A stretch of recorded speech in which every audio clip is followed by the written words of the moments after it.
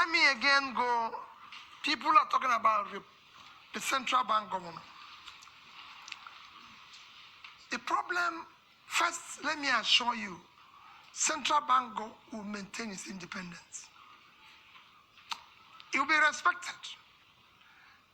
And again, it is not the problem of the person there. Central bank have a role of monetary policy, if I'm right. Then you have this physical space. It's like a street football. When the person who is supposed to be in the physical space is no longer, it's like you go to a football match and somebody who is supposed to play in a particular wing is no longer there.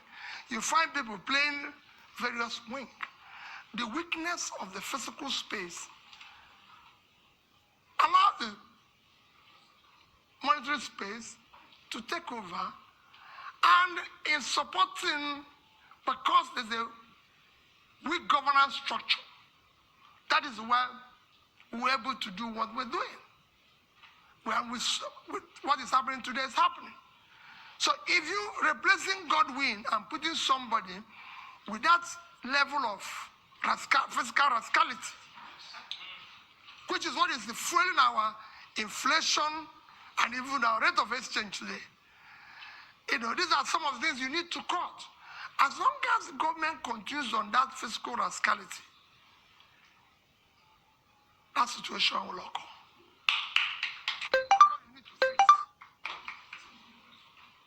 I won't say what will happen. His term is actually coming to an end.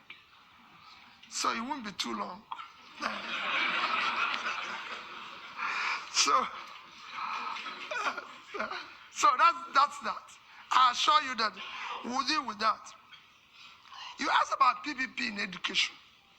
I said you're in Cambridge. Is Cambridge run by British government? Now, I just want to know, because I don't know.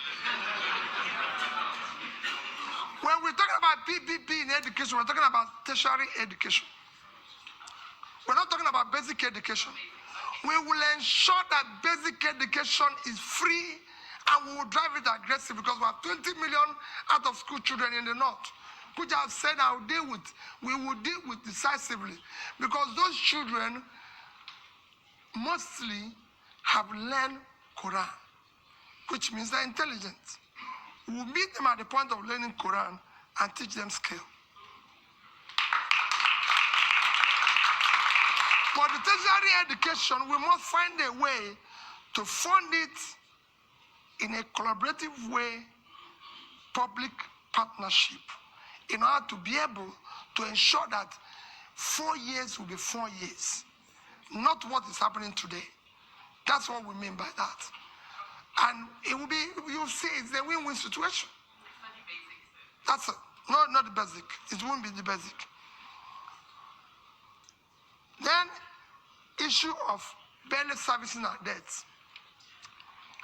We're not, I've said it before, we're not the only country that have gone through this.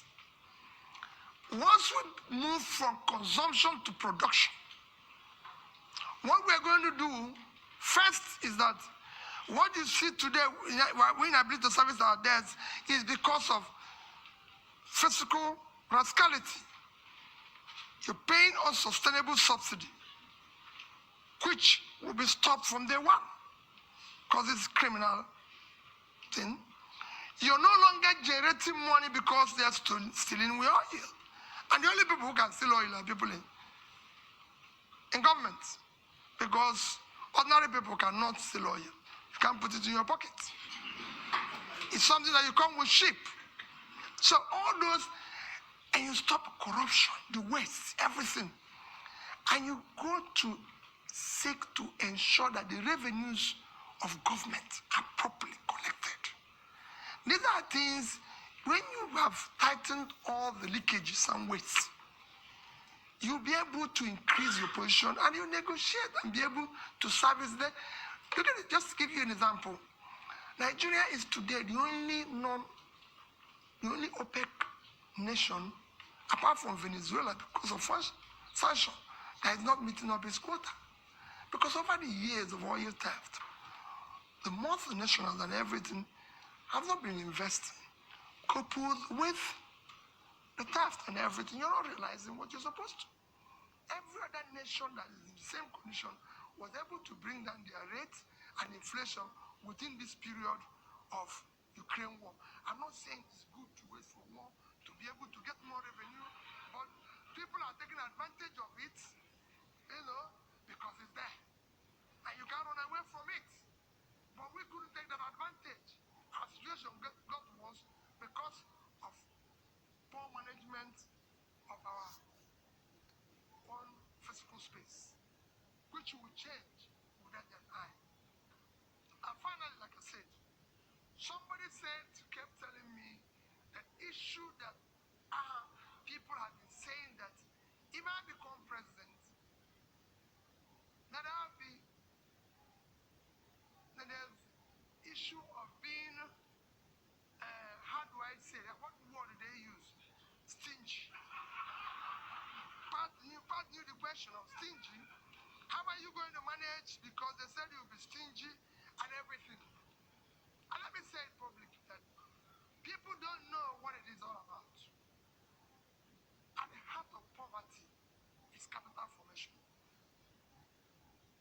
And you can't go about capital formation without savings. Even in the most developed world, which is why I said that Japan holds highest amount of US treasury. If you listen or you go and read about what Professor Ragnar Musk done in the 50s, he showed it clearly. Capital formation is the heart of poverty. Without capital formation, you have low productivity, low income, and you produce poverty all over the place. What I was doing as governor, I was the best governor in Millennium Development Goals by the UNDP. You can go and check that. There. I won a prize for the best road network. I won the game prize back to back on health. You can go and see what I did in health. Build scratch, on everything. Improved number one in education. And above all, I was able to save because I believe in future generation. If you look at that saving, I said future generation funding because we want to have proper capital formation to drive tomorrow. If I have opportunity in Nigeria, no matter what we do, we'll do the same thing. We must save for tomorrow.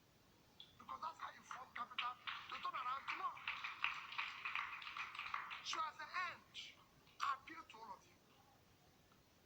There's nothing more powerful than an idea whose time have come.